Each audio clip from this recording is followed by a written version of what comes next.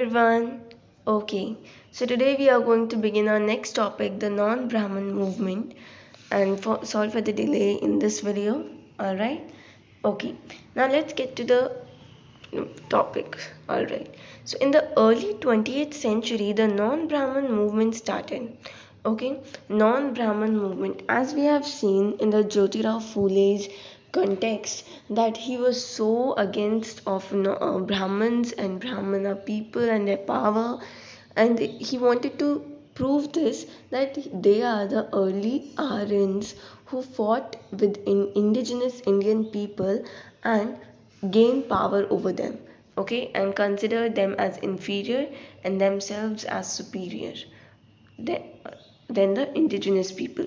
Okay, so non-Brahman movement. In this movement, E.V. Ramaswamy Naikar, he was the one who continued this movement. Okay, the initiative came from those non-Brahman castes that had acquired access to the education, wealth, and influence.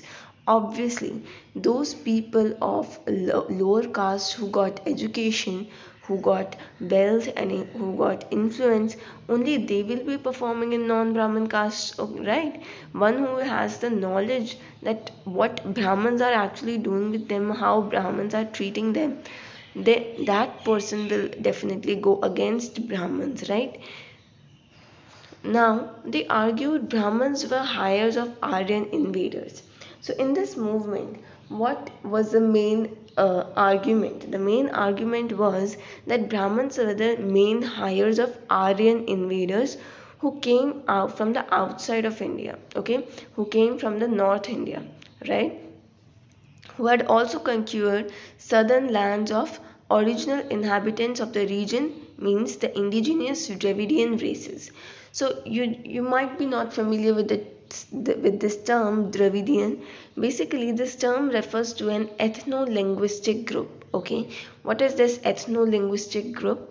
Basically, a group who belongs to same language, who speaks same language, look similar, and have similar features. Those groups were known as ethno-linguistic groups. So these Dravidian races were also one of the ethno-linguistic groups living in the South India, right? So these Aryans came from the north, and first they entered in the North India, then they also took power over the southern India.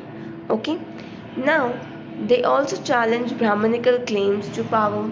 So they also started considering them Brahmins, and they claimed themselves that they have higher powers, they are superior than them, and they started considering the indigenous people as the inferior ones.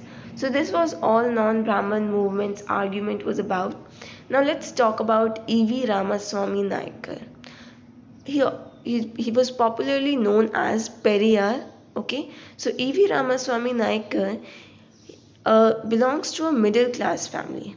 Okay, interestingly, he had been an ascetic in his early life and had studied Sanskrit scriptures carefully. Okay, so basically, he was really, very interested in Sanskrit scriptures to read and to understand the thought process of early people. Later, he became a member of Congress, as we know, INC, Congress, India's party for freedom, only to leave it in disgust when he found that at a feast organized by nationalists, seating arrangements followed caste distinctions. That is, the lower castes were made to sit at a distance from the upper caste, convinced that untouchables had to fight for their dignity. Periyar founded the self-respect movement. Okay, now what happened? Here it is telling about that once what happened in the Congress. We are talking about the earlier Congress. Okay, so in the early Congress there was a seating, or you can say there was a kind of a dinner type of thing. So all the nationalists came, but among those nationalists, upper caste people were sitting differently, separately from the lower caste people. Okay, this made him feel that untouchables have to fight against this at all. So Periyar founded self-respect movement. Okay, self-respect movement. He argued that untouchables were the true upholders of original Tamil and Dravidian culture, which had been subjugated by Brahmins. He felt that all religious authorities saw social divisions and inequality as God given. Untouchables had to free themselves, therefore, from all religions in order to achieve social equality. Now, what happened? So, in the self respect movement, what he argued now? He argued that untouchables are the main true upholders, means the main indigenous people who belongs to Tamil and Dravidian culture, which was subjugated or which was conquered by Brahmins, doesn't mean that they are the actual Tamil or Dravidian people.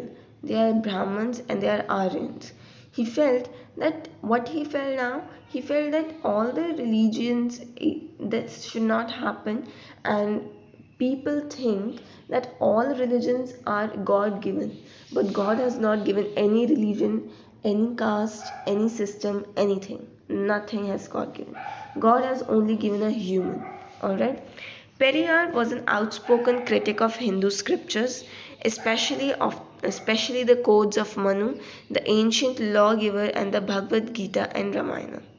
Okay, so basically in Hindu scriptures, in the Hindu religion, Periyar was an outspoken critic, means he was very he doesn't get scared of speaking after anybody, and he was a critic. He used to criticize Hindi scriptures of such as codes of Manu, which is the ancient lawgiver of Hindu caste, Hindu people, and Bhagavad Gita, Ramayana, this all. He said that these texts had been used to establish the authority of Brahmins over lower caste and the domination of men over women. उनका ये मानना था, what they believed, that Brahman authority, these texts establish that the authority of Brahmins over lower caste and domination of men over women. Okay. Now, these assertions did not go unchallenged. The forceful speeches, writings, and movements of lower caste leaders did lead to rethinking. So basically, now what happened? These assertions had a little influence over the nationalist leaders, upper caste national leaders, but Orthodox Hindu society reacted when Sanatan Dharma Sabhas, Bharat Dharma Mahamandal in the north. I'm talking about Sanatan Dharma Sabhas here, then Bharat Dharma Mahamandal in the north, and associations like just right over here, like the Brahman Sabha in Bengal. Now this Brahman Sabha was in Bengal, and Bharat Mahamandal was in the north, and Sanatan Dharma Sabhas. Okay, this is an important information in this paragraph. And also the object of this all sabhas and mahamandals associations was basically to uphold caste distinctions as a cornerstone of Hinduism. Okay, and show that how it is made by the scriptures, had the earlier scriptures, the earlier writings of earlier people has made these distinctions among Hinduism as well. And a lot of debates and struggles against caste system carried on at that time, and the book is saying us that these debates and struggles are still going in our own times, means in currently these debates and struggles still happens with us. Okay, and people still discriminate lower caste people if you go to the remote areas of India. Okay, now here is a writing of, in the source 5, here is a writing of Periyar, okay, on women. So if you would like to read it, then you can read it.